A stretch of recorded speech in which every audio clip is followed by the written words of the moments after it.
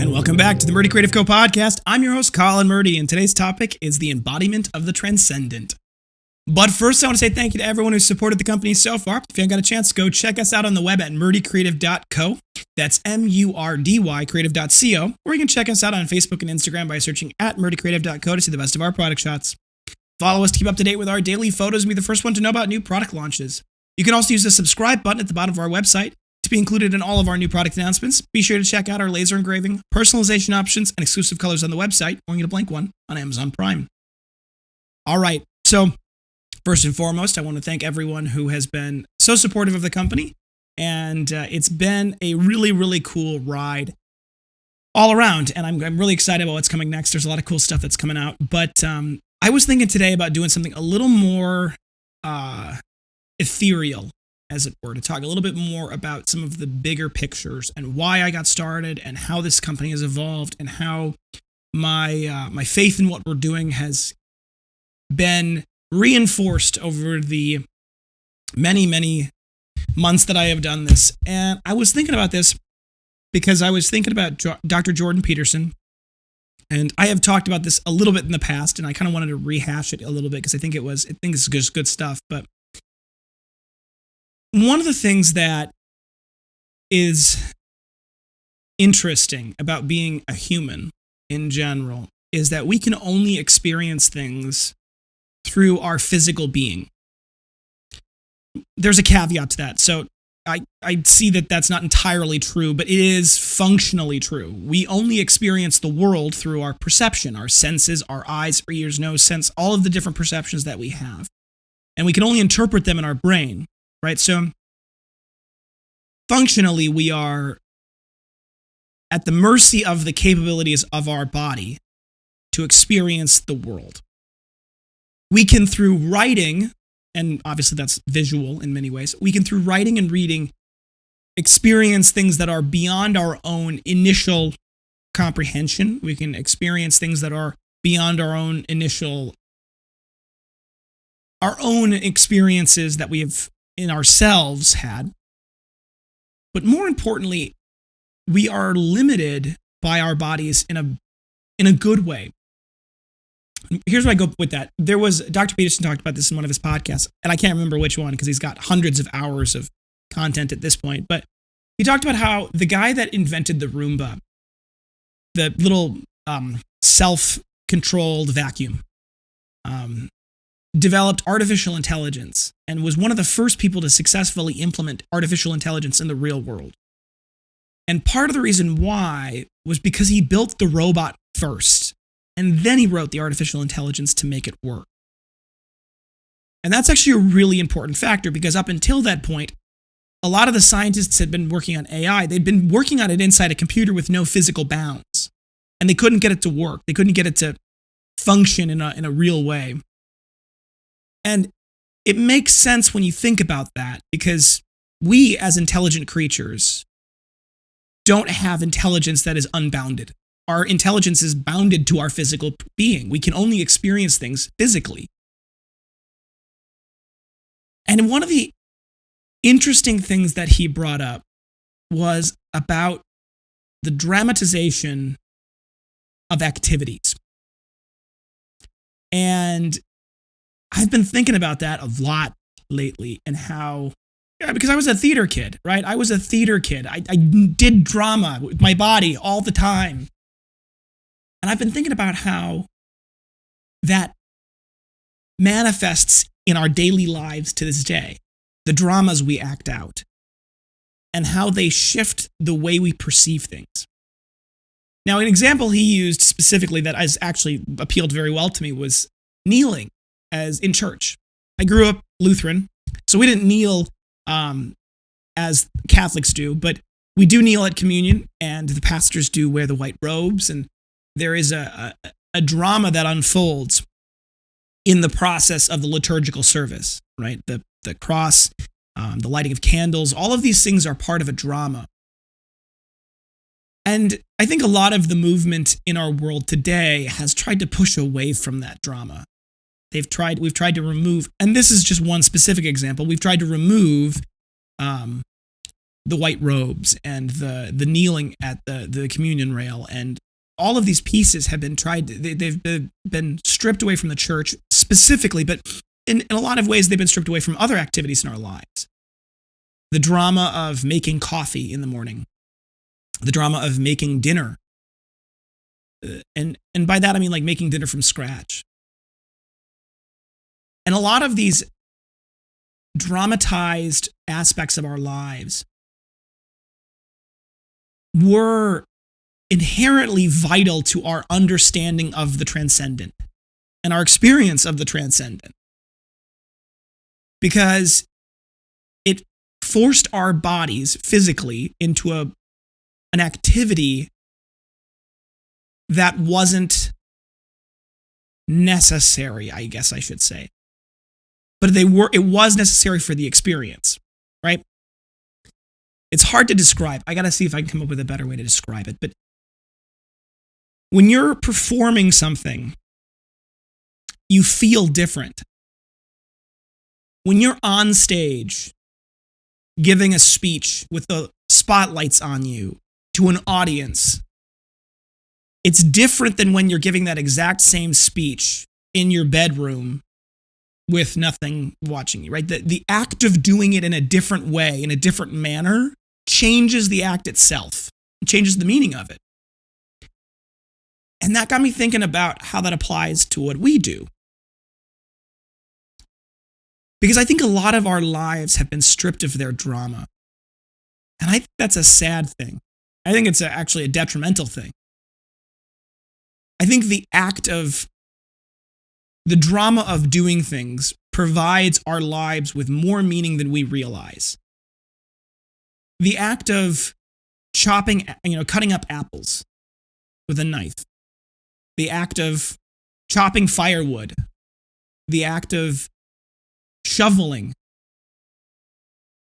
Those are simple things, right? Those are simple activities, but doing them provides us with something that's beyond the activity itself. We don't realize it, I don't think, consciously, because we don't think about it. I don't think we think about it until it's gone. It's something silly, but if you've ever taken a sharp kitchen knife, a paring knife, and you've held up an apple, and you've cut into that apple, and then you've eaten that apple slice off that knife, you realize that there's something different about doing that than taking one of those pre-slicers and just going down on the apple and just slicing it. Those are different things. They're not, but they are. And it's hard for me to capture what I'm trying to portray, other than by saying, if you know, you know. If you've done that, you know it's different. Dramatization, doing things in a dramatic way, changes the activity of doing them inherently, because the way we react to them physically changes. I think that applies to writing too. And I think you guys are knowing where I'm going with this here. If you take a pencil or a Bic pen and you scribble a note on a receipt, that's not the same as picking up a leather journal and opening it up and writing in it with a nice pen.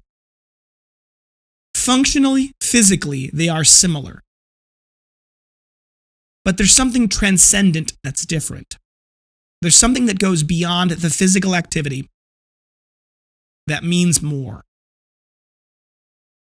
And I think that meaning is way more critical than we realize, especially with things like journaling. Because I think we have a tendency to view our lives as it's not important. That's not the right way to think of it. But we view our lives as not dramatic.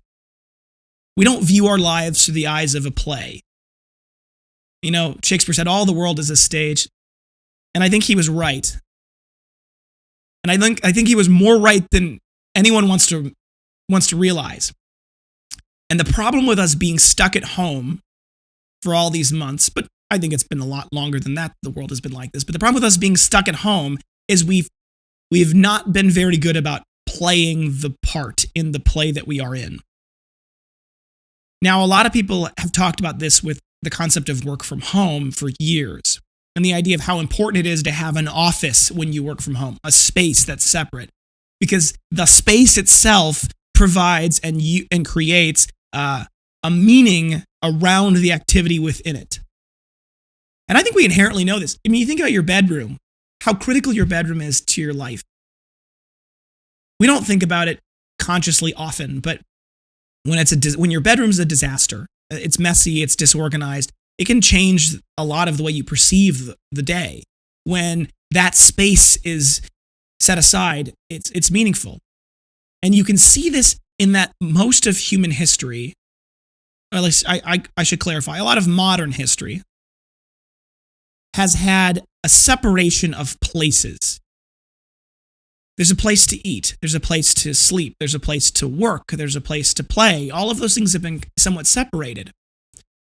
And some have said that's for the worst, and I think there's an interesting discussion to be had there, but I think that there's a reason why we do that. And it's that the place matters. It puts us in a different headspace. It creates a drama. And going to work, physically driving your car to work and walking in and interacting with the people you do and sitting down at your desk, all of those dramatic things, those pieces of the drama, gave weight to what you were doing. We see this in building of skyscrapers. The boss's office is the one in the corner with the good light that overlooks the city. There's a drama to that. What I'm getting at is it matters how you do things. Physically, tangibly, specifically. And I think that writing in a leather journal, a good quality leather journal like this, like the ones we make, it changes your perception and quite literally changes the way that you write. Because you take what you're doing more seriously. You see the activity as being more meaningful than writing on a scrap of paper. And inherently, because you see it as more meaningful, it is more meaningful. You make it more meaningful.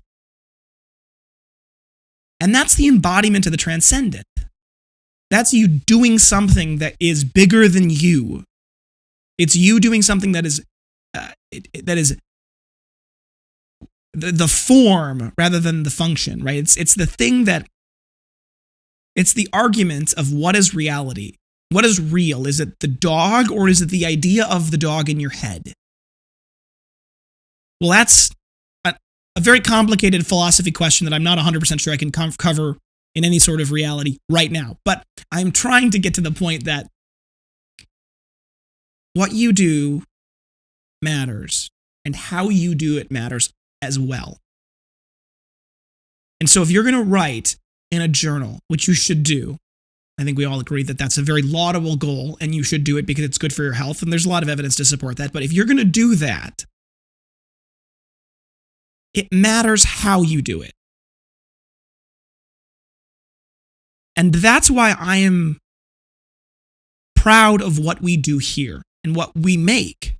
Because the tools we make are of the kind and the quality that are deserving, that provides you with what you deserve for something like journaling. It provides you with the meaningful tool, the thing that helps make it feel meaningful.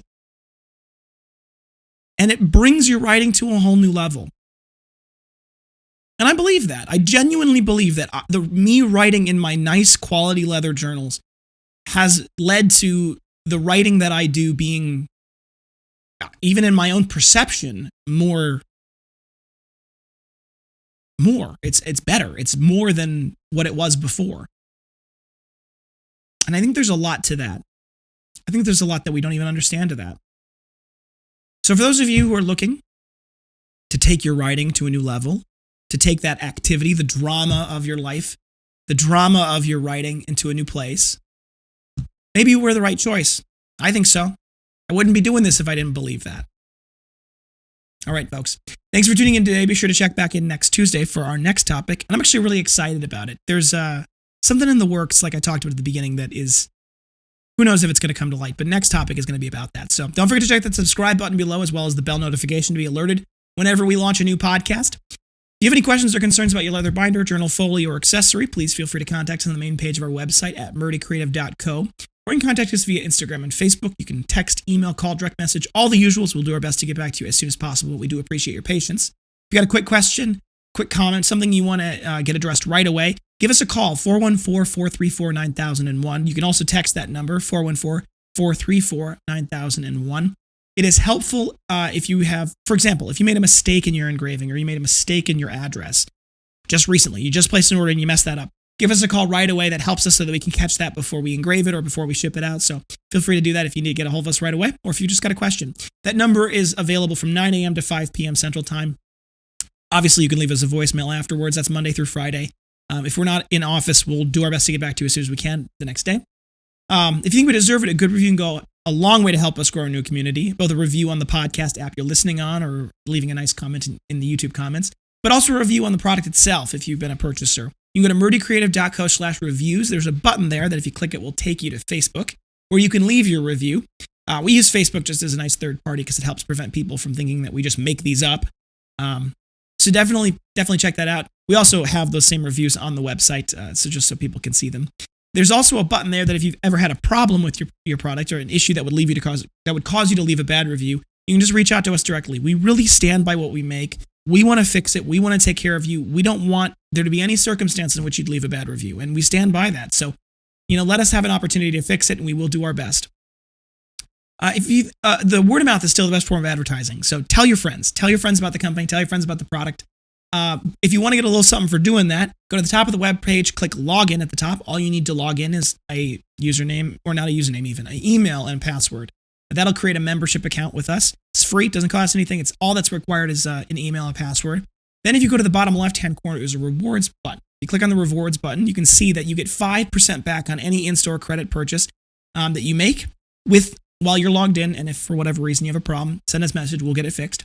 But also there's a share button there. That shareable link, if you send it to one of your friends or family members, they'll get $5 off their first purchase, and you get $5 off when they make that purchase as in-store credit. So definitely use that if you're going to share with your friends. If you have any podcast topics you want to hear more about, send them my way. I am always happy to engage with us or with you guys, and I want to hear what you want to hear about. So leave a comment below, send us an email, send us a DM. Just get us a hold of us. I'm sure that the team will make sure that I get any podcast requests, so definitely send them along. If you're looking for multiple binders, journals, folios, accessories, anything that we sell, ask about our bulk discounts. Minimum order quantity for a bulk discount starts at 5, and that can be 5 of one thing or 1 of 5 things, and it just goes up from there. So it's just based off of the cart total quantity ordered. So definitely reach out to us, SALES at murdycreative.co if you want to learn more about those bulk discounts. Also, we do custom engraved items. So if you've got a custom item that's a logo, a design, your signature, we can do that. It's just a flat fee. There's no minimum order quantities for a custom order, so you can get one thing that's custom engraved.